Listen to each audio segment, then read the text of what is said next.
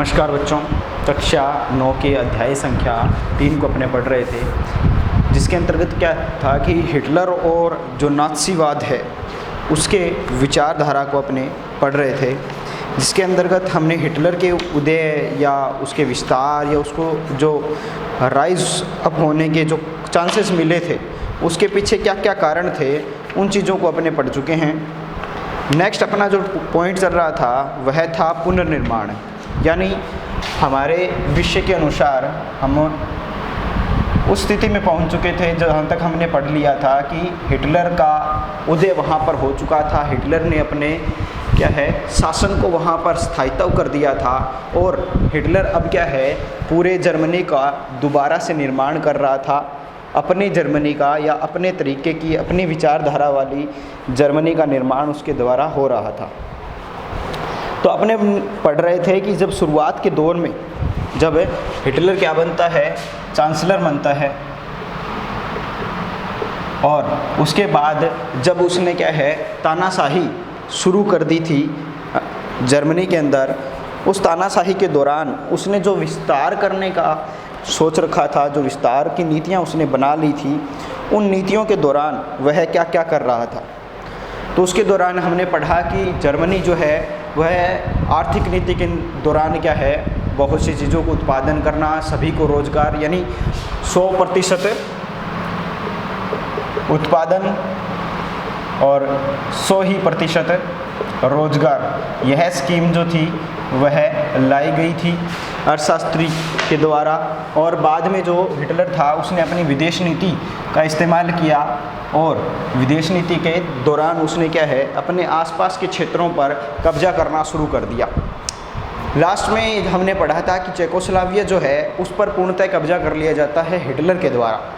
अब चेकोस्लोवाकिया पर कब्जा होने के बाद हिटलर क्या करता है, वह आगे के दौर में जो अर्थशास्त्री उसको यह तरीका बता रहा था कि किस प्रकार से जर्मनी की अर्थव्यवस्था को सुधारा जा सकता है। उस अर्थशास्त्री साख्त, जिसका नाम साख्त था, उसने हिटलर को एडवाइस दी कि अभी हमें युद्ध की नीति को नहीं अपनाना चाहिए। साख्त ने यह एडवाइस दी, सलाह दी कि हमें युद्ध नीति को नहीं अपनाना चाहिए, हमें युद्ध के संबंधित जो विषय हैं या जो चीज़ें हैं उनके ऊपर फालतू में खर्चा नहीं करना चाहिए। लेकिन हिटलर जो था वह इस प्रकार की विचारधारा को कतई सपोर्ट नहीं करता था, इसलिए उसने क्या किया, इस साख्त को पद से हटा दिया। ठीक है, इस साख्त को क्या कर दिया गया, पद से हटा दिया, क्योंकि साख्त ने क्या कहा था कि सेना और हथियारों पर ज़्यादा पैसा खर्च न किया जाए, क्योंकि सरकार बजट अभी भी घाटे में चल रहा है। लेकिन जर्मनी में जैसा कि एहतियात बरतने वाले लोगों को कोई जगह नहीं दी जाती। साख्त को उसके पद से हटा दिया जाता है और हिटलर ने आर्थिक संकट से निकलने के लिए युद्ध का विकल्प चुना। ठीक है, आर्थिक संकट जो जर्मनी के सामने था उससे निकलने के लिए उसने युद्ध का विकल्प चुना। यानी अब उसने सोच लिया था कि मैं युद्ध जर्मनी को संसाधन प्रोवाइड कराऊंगा, उपलब्ध क्या होंगे, साधन जितने होंगे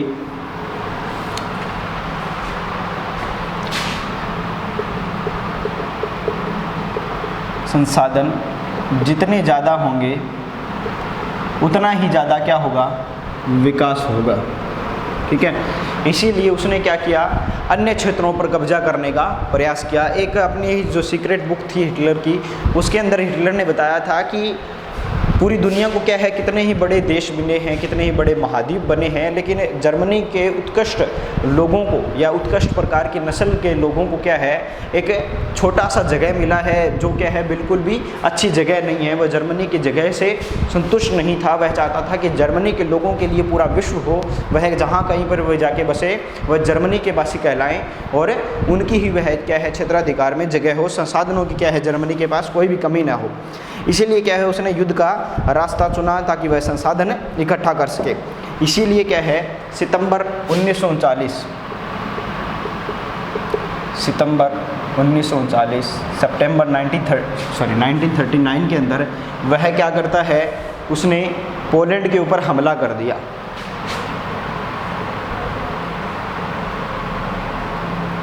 पोलैंड पर हमला कर दिया। किसके द्वारा? हिटलर के द्वारा पोलैंड पर हमला किया गया सितंबर 1939 को, और यह मान लीजिए युद्ध की शुरुआत थी। Start of world war second, यह द्वितीय विश्व युद्ध की शुरुआत थी एक प्रकार से। क्योंकि क्या है, जब पोलैंड पर हमला हुआ तो फ्रांस और इंग्लैंड क्या है, इसके लिए युद्ध में आए, यानी पोलैंड की तरफ से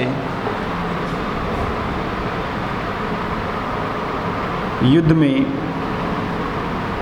इंग्लैंड व फ्रांस भी जुड़े। अब देखो, फ्रांस जो क्या है, मौका चाह रहा था जर्मनी से बदला लेने का। एक बार उसने वर्साई की संधि में बदला लिया भी था, और बाद में जब राइनलैंड पर क्या है, जर्मनी आक्रमण करके उस पर कब्जा कर लेता है हिटलर, तब दोबारा से क्या है, फ्रांस उससे बदला लेना चाहता है। और यह बदले का मौका जो था वो फ्रांस के पास अब दोबारा से आ चुका था। इसीलिए पोलैंड के ऊपर जब हमला किया गया जर्मनी के द्वारा, तो उसकी साइड लेकर इंग्लैंड व फ्रांस भी युद्ध में आकर जुड़ जाते हैं। इधर जो जर्मनी है वह सितंबर 1940 में, सितंबर 1940 के अंदर Germany plus Italy plus Japan, ये तीनों देश क्या है, त्रिस्तरीय संधि कर लेते हैं, यानी त्रिपक्षीय संधि इनके द्वारा की जाती है। त्रिपक्षीय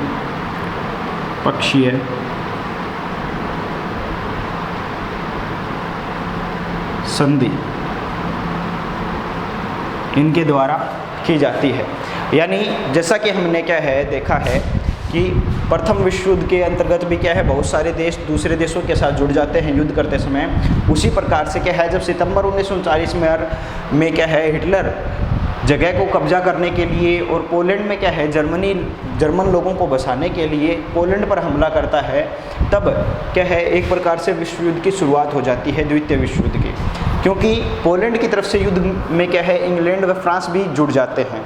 वो पोलैंड की तरफ से क्या है, जर्मनी के आक्रमण को रोकने का प्रयास करते हैं। इधर जर्मनी क्या करता है, इटली और जापान के साथ मिलकर, तीनों देश जो मिलकर क्या है, त्रिपक्षीय संधि कर लेते हैं। यानी अगर इन तीनों देशों में से किसी भी देश पर आक्रमण किया जाएगा किसी भी देश के द्वारा, तो इस त्रिपक्षीय संधि के द्वारा अनुसार क्या है, तीनों देश क्या है, युद्ध करने वाले देश से लड़ेंगे। यानी फॉर एग्जाम्पल मान लीजिए कि इंग्लैंड जो है वह इटली पर आक्रमण करता है, तो त्रिपक्षीय संधि के अनुसार क्या है, इटली की सहायता के लिए जर्मनी और जापान दोनों देश आएंगे। ठीक है, यानी इन दोनों में से किसी, तीनों में से किसी के ऊपर कोई भी देश आक्रमण करेगा, तो इस त्रिपक्षीय संधि के अंतर्गत क्या तय हुआ था कि हम में से किसी पर भी आक्रमण हुआ तो तीनों क्या है, उसका डटकर जवाब देंगे। ठीक है, तो त्रिपक्षीय संधि हो जाती है सितंबर 1940 के कारण। और इस संधि के बाद क्या है, एक इम्पोर्टेंट चीज़ होती है कि अंतर्राष्ट्रीय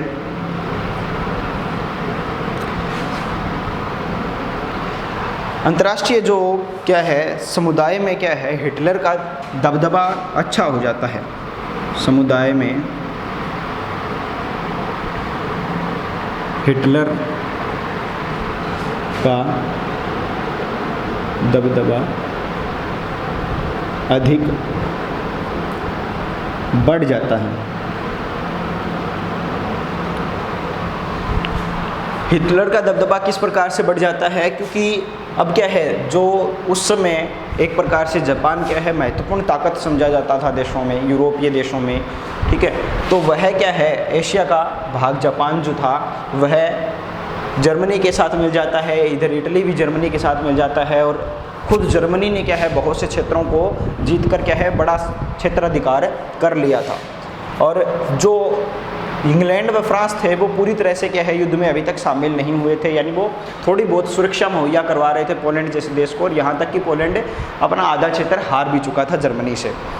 अभी क्या होता है 1940 के अंत तक क्या है जर्मनी जो है वो लगभग पूरे विश्व में क्या है अपनी नात्सीवाद को फैला देता है। किस प्रकार से कि जो पूरे यूरोप के देश थे उन सभी देशों में क्या है नात्सी विचारधारा को मानने वाले एक प्रकार से जो टेम्परेरी सरकारें जो है वो वहाँ पर टिका दी गई थी, या कहने को ऐसा कहा जा सकता है कि एक प्रकार के लिए थोड़े समय के लिए वहाँ पर नात्सी विचारधारा के सरकारों को कठपुतली बनाकर पूरे विश्व में रख दिया गया था, ताकि कोई भी देश क्या है यूरोप के अंदर जर्मनी का विरोध बिल्कुल न कर सके। ठीक है, तो अभी क्या होता है हिटलर का सारा ध्यान कहाँ पर चला जाता है, पूर्वी यूरोप को जीतने के दीर्घकालीन सपने पर केंद्रित हो जाता है। हिटलर का सपना था पूर्वी यूरोप को जीतना। ठीक है, यानी जो जर्मनी से पूर्व की तरफ के हिस्से थे, रूस वगैरह का जो हिस्सा था उसको जीतना क्या है जर्मनी का जो हिटलर चांसलर था उसका सबसे बड़ा सपना था। ठीक है, तो इस तानाशाही राजा को क्या है यह सपना महंगा पड़ता है। वह जर्मन जनता के लिए संसाधन और रहने की जगह का इंतज़ाम करना चाहता था, इसीलिए उसने क्या किया जून 1941 के अंदर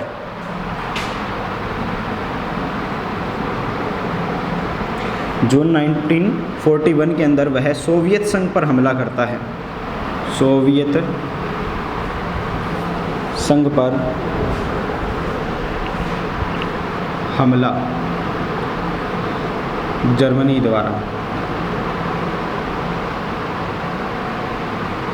द्वारा क्या है सोवियत संघ यानी रूस के ऊपर हमला किया जाता है। कब है 1941 में, और 1941 तक क्या है सोवियत रूस जो था वो है एक ताकतवर देश बन चुका था, उसकी पास आर्मी क्या है बहुत ही अच्छी हो चुकी थी, और इसी को क्या है हिटलर की ऐतिहासिक भूल कहा जाता है।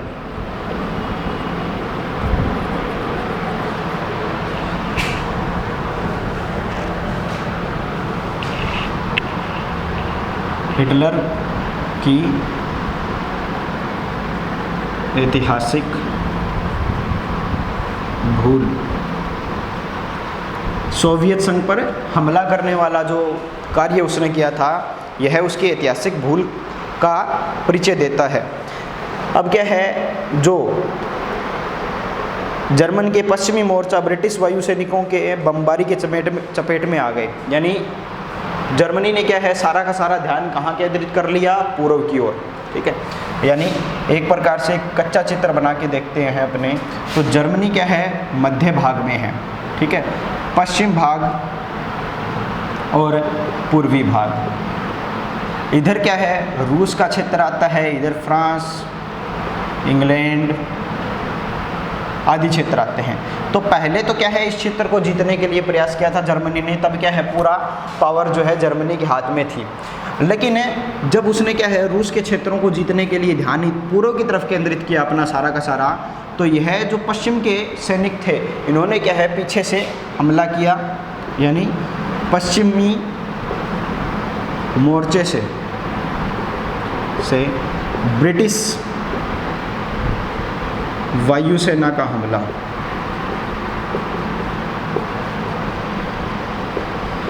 ठीक है, जो क्या है पश्चिमी मोर्चे को अचानक से कमज़ोर कर देता है वायुसेना का जो हमला होता है, क्योंकि बहुत भारी मात्रा में क्या है जर्मनी के सैनिक जान से हाथ धो बैठते हैं इस पश्चिमी मोर्चे के हमले के बाद। और जब इधर पूर्व में सोवियत संघ के ऊपर आक्रमण करती है जर्मनी की सेना, तो क्या है जो स्टालिनग्राड सैनिक थे वहाँ के, वह क्या करते हैं रूस या फिर सोवियत संघ के सैनिकों ने क्या किया, जर्मनी के सैनिकों को हराकर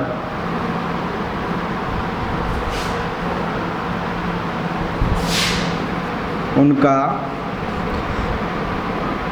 बर्लिन, जर्मनी के मध्य भाग में स्थित है, बर्लिन तक पीछा किया। ठीक है, यानी हमला करने के लिए जर्मनी की सेना पहुंचती है सोवियत रूस में, लेकिन सोवियत रूस का क्या है, जो रिटेलिएशन था यानी पुनः आक्रमण था वो इतना ज़बरदस्त था कि सोवियत संघ के जो सैनिक थे वो जर्मनी के सैनिकों को हरा देते हैं और यहाँ तक कि बर्लिन यानी खुद जर्मनी तक उनका पीछा करते हैं। ठीक है, तो इस बात से क्या है, पूरे यूरोप में, पूरे विश्व में क्या है, एक बात का दबदबा फैल जाता है कि सोवियत संघ जो है या सोवियत रूस जो है वो वास्तव में एक बहुत ज़्यादा ताकतवर देश है, वह विश्व की एकमात्र शक्ति बन चुका था उस समय। यानी कहने को कह सकते हैं कि इस घटनाक्रम के बाद अगली आधी शताब्दी के लिए समूचे पूर्वी यूरोप पर सोवियत का वर्चस्व रहा, क्योंकि जर्मनी जो क्या है लगभग हर एक देश को क्या है नाके चने चबा रही थी, उस सेना को क्या है सोवियत रूस की सेना ने नाको चने चबा दिए, यानी उसको बहुत बुरी तरह से हराया। ठीक है, अब बात करते हैं अपने अमेरिका की, यानी दूसरा विश्व युद्ध चल रहा है और अमेरिका अभी तक दूर बैठा हुआ है। ठीक है, अमेरिका दूर से देख रहा था कि भी हाँ आपस में लड़ रहे हैं ये, जर्मनी और इन सभी के युद्ध के बीच में अमेरिका कूदना नहीं चाहता था। क्यों नहीं चाहता था? क्योंकि प्रथम विश्व युद्ध के दौरान क्या है बहुत ज़्यादा नुकसान हुआ था, हालांकि अमेरिका को सबसे कम हुआ था, लेकिन सबसे बड़ा भयानक भूदृश्य वहाँ पर बनकर खड़ा हो चुका था।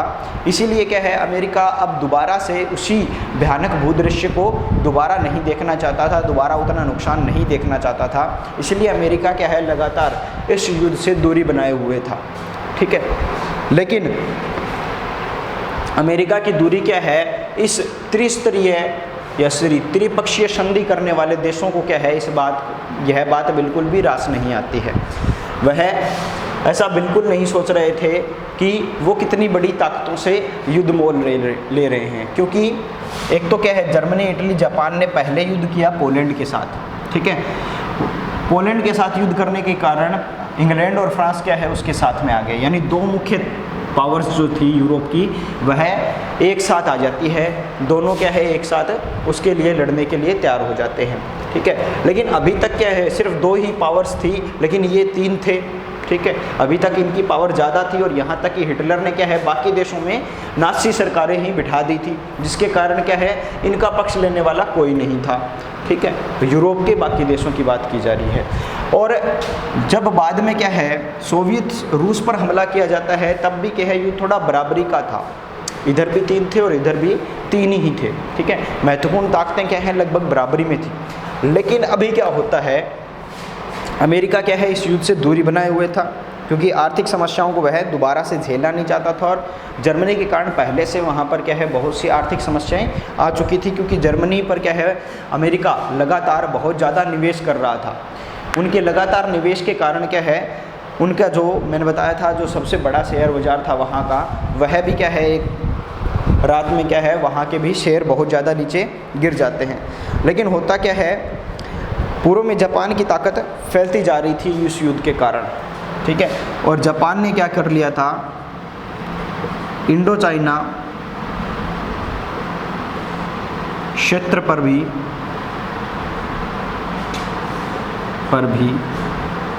आक्रमण कर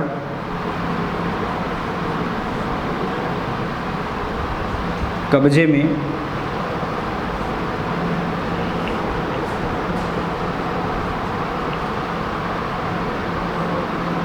ले लिया था। यानी अब जापान क्या है लगातार जर्मनी की स्ट्रेंथ को बढ़ाया जा रहा था और विश्व के बहुत बड़े बड़े क्षेत्रों में जैसे इंडो चाइना क्षेत्र जो है वो बहुत ही महत्वपूर्ण क्षेत्र रहता है आज के समय में भी और उस समय भी, तो उस क्षेत्र को भी क्या है कब्जे में ले लिया था। लेकिन यहाँ पर क्या है जापान जो है वह एक गलती कर देता है, प्रशांत महासागर में अमेरिकी नौसैनिक ठिकानों पर हमले की योजना बनाता है और जापान ने क्या है हिटलर के समर्थन के लिए जापान हिटलर के समर्थन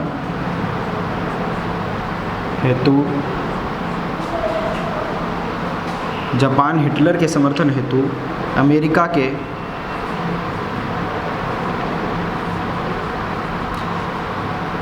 पर्ल हार्बर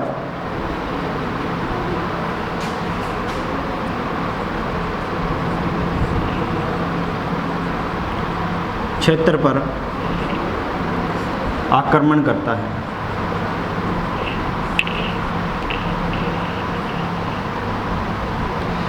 यानी अभी तक तो क्या है, जो गलती हुई थी वो सिर्फ जर्मनी से हुई थी। उसी ने क्या है रूस जैसे बड़ी ताकत से पंगा मोल लिया था। लेकिन अभी क्या है, जापान जो क्या है जर्मनी के लिए बहुत ही अच्छा साबित हो रहा था। जर्मनी के साथ उसकी जो दोस्ती थी बहुत ज़्यादा काम आ रही थी, क्योंकि इंडो चाइना जैसे महत्वपूर्ण क्षेत्र को भी क्या है उसने जीतकर रूस की पावर को अचानक से क्या है कम कर दिया था। लेकिन रूस की ताकत तो कम कर दी जापान ने, लेकिन उसके साथ साथ जापान ने क्या है एक और समस्या को क्या है आगे बढ़ा दिया, और वो समस्या थी अमेरिका के पर्ल हार्बर क्षेत्र पर आक्रमण करना। पर्ल हार्बर क्षेत्र जो है वो अमेरिका के जो ठिकाने हैं, नौसैनिक ठिकाने हैं, उन पर उनका एक भाग है पर्ल हार्बर, जो इम्पोर्टेंट क्षेत्र था। अब अमेरिका जो क्या है लगातार दूरी बनाए हुए था, जैसा कि मैंने बताया था आर्थिक कारणों के कारण, आर्थिक कारणों की वजह से दूरी बनाकर रखी थी अमेरिका ने युद्ध से। उसको क्या है अब मजबूर कर दिया गया था कि वह भी युद्ध में एंटर हो। और अमेरिका क्या करता है,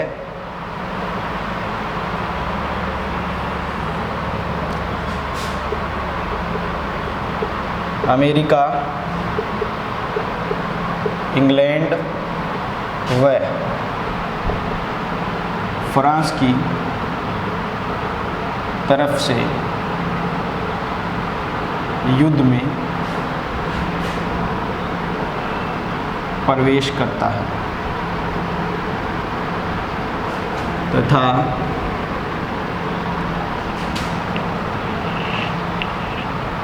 जापान के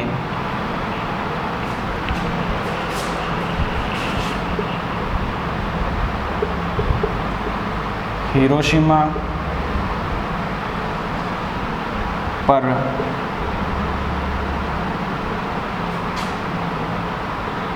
हमला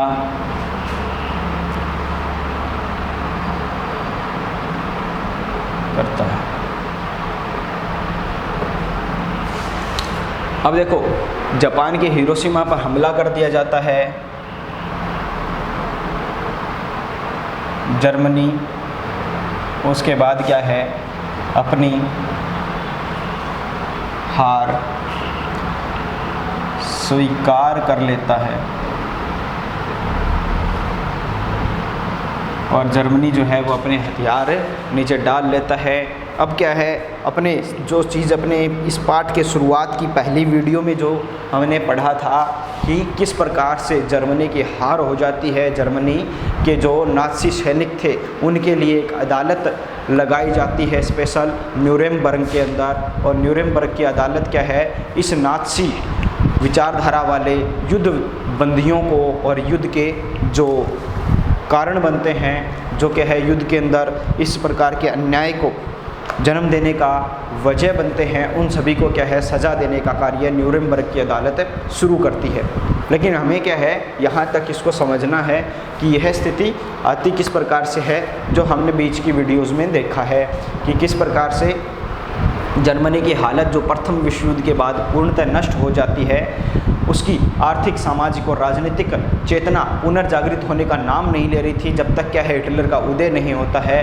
और हिटलर का उदय होने के पीछे कारण भी यही बनता है कि जर्मनी की जो जनता थी वो अपने दुखों के कारण त्रस्त थी। उनको यह विचार करने का मौका नहीं मिलता है कि क्या उनके लिए अच्छा है और क्या उनके लिए गलत है, और उस गलत और अच्छे में फ़र्क करने की बजाय वो हिटलर का सपोर्ट करते हैं और हिटलर के सपोर्ट के कारण उनको और ज़्यादा बड़ा दुख झेलना पड़ता है और वह दूसरा युद्ध के रूप में उनको झेलना पड़ता है। हालांकि शुरुआत में हिटलर ने बहुत ही अच्छी शुरुआत की थी। पुनर्निर्माण के लिए हिटलर ने क्या किया था, वो जो राइनलैंड के क्षेत्र थे वह दोबारा से दिलवा दिए जाते हैं। जो कुछ आसपास की जगह है उनको भी हिटलर जीत लेता है, लेकिन उसके क्या है मन को शांति नहीं मिलती है, लालच जो है उसका लगातार बढ़ता जाता है। और उसी की वजह से क्या है दूसरा विश्व युद्ध का जन्म होता है। जैसे ही क्या है सितंबर 1939 को पोलैंड पर हमला होता है, वह दूसरे विश्व युद्ध की शुरुआत का संकेत होता है, क्योंकि पोलैंड की तरफ से इंग्लैंड व फ्रांस भी क्या है युद्ध में जुड़ जाते हैं। और इधर सितंबर 1940 में क्या है जर्मनी, इटली और जापान त्रिपक्षीय संधि कर लेते हैं तीनों देश मिलकर, ताकि हम क्या है विश्व की विजय का दौरा कर सके। लेकिन हालात हमेशा क्या है एक जैसे नहीं बने रहते हैं। जर्मनी, इटली और जापान ने क्या है संधि कर बाकी क्षेत्रों पर जीतना शुरू कर दिया था। इंग्लैंड और फ्रांस या पोलैंड जैसे जो देश थे उनके लिए अब क्या है विश्व युद्ध में टिक पाना बहुत मुश्किल हो चुका था। लेकिन जर्मनी क्या है अपनी पहली और सबसे आखिरी और सबसे बड़ी गलती करता है, और वह क्या थी, जर्मनी क्या है जून 1941 में सोवियत संघ पर हमला कर देती है, जो क्या है हिटलर की ऐतिहासिक भूल कहलाती है। क्योंकि सोवियत संघ जो था वह एक मजबूत देश बनता नज़र आ रहा था उस समय। 1941 के समय में क्या है सोवियत संघ जो था अपनी सारी समस्याओं से बाहर आकर अब क्या है एक विकसित देशों की श्रेणी में आने वाला था, और उसके पास क्या है मजबूत सेना थी। जो जवाब जर्मनी, इटली और जापान की सेना को इंग्लैंड या फ्रांस जैसे देश नहीं दे पाए थे, वह सोवियत संघ की सेना ने क्या है जर्मनी के जिन सैनिकों को वह जवाब दिया, और जर्मनी के सैनिकों को हराकर बर्लिन तक उनका पीछा कर वहाँ तक दबदबा बना दिया कि जर्मनी के क्षेत्र तक भी क्या है रूस का ही अधिकार है। और इसी के कारण क्या है सोवियत संघ जो है वो इस आगे के आधी शताब्दी तक, यानी मान लीजिए जो 20वीं शताब्दी है वह आधी आ चुकी थी 1941 तक, लेकिन जब तक 21वीं शताब्दी आती है तब तक क्या है रूस का दबदबा इस यूरोपीय क्षेत्र में बना रहता है। उसके बाद क्या होता है बर्लिन तक पीछा किया जाता है, और सोवियत रूस अब क्या है इंग्लैंड और फ्रांस की तरफ से युद्ध में जुड़ जाता है। इसके बाद जो नेक्स्ट कार्य होता है वह जापान की एंट्री के द्वारा होता है। जापान जो है वो बहुत ही अच्छा कार्य करता है युद्ध में जर्मनी के लिए, और वह क्या करता है इंडो चाइना जैसे क्षेत्र पर आक्रमण करके उसको कब्जे में ले लेता है, जिसका फ़ायदा क्या है जर्मनी को आगे युद्ध संबंधी क्षेत्रों में होने वाला था। क्योंकि सोवियत संघ को हराने का यह एक अच्छा क्षेत्र था सोवियत संघ को हराने के लिए। इसीलिए क्या है इंडो चाइना इंपॉर्टेंट क्षेत्र जरूर था, लेकिन जापान ने क्या है हिटलर के समर्थन को और ज़्यादा प्रदर्शित करने के लिए जापान क्या है एक और बड़ी भूल कर दे बैठता है, और वह था अमेरिका के पर्ल हार्बर क्षेत्र पर आक्रमण करना। अमेरिका के पर्ल हार्बर क्षेत्र पर आक्रमण करने के कारण क्या है अमेरिका जो अभी तक आर्थिक कारणों की वजह से क्या है युद्ध में एंटर नहीं कर रहा था, वह नहीं चाहता था कि किसी प्रकार की आर्थिक परेशानी उसके देश को झेलनी पड़े युद्ध के कारण, या उसके सैनिक मरे युद्ध के कारण, वह नहीं चाहता था। लेकिन क्या है उसके क्षेत्र पर बिना वजह हमला करने के कारण जापान ने हमला किया था, जो क्या है जर्मनी और इटली का सहायक था। इसीलिए अमेरिका क्या है इंग्लैंड व फ्रांस की तरफ से युद्ध में एंटर करता है, और वह साथ ही साथ इस प्रकार के पूरे इस मामले को ख़त्म करने का कार्य करता है। यानी यह हमला किया जाता है मई 1945 को।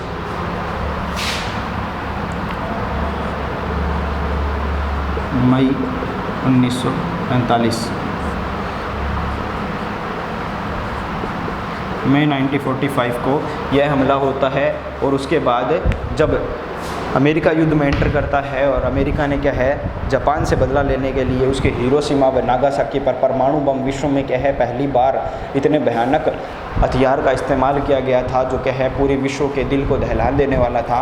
उस क्षेत्र पर हिरोशिमा और नागासाकी पर अमेरिका आक्रमण करता है उस भयानक हथियार के साथ, और इसके बाद जर्मनी को क्या है लगातार हारों का सामना करना पड़ता है, और अंततः हिटलर अपनी क्या है बंकर में सुसाइड कर लेता है अपने क्या है जो मंत्री था उसके साथ, और जर्मनी क्या है अपनी हार स्वीकार करता है। और अंततः क्या है हम फिर से शुरुआत की स्टोरी में पहुंच जाते हैं, और वह थी कि न्यूरेमबर्ग की अदालत में क्या है वहाँ जो युद्ध के दोषी थे उनको सज़ा सुनाई जाती है, और बाद में हिटलर के बाद का जो जर्मनी था वह सुधार करने का कार्य करता है। लेकिन इन सब में क्या है जो हमें पढ़ने वाली चीज़ है वह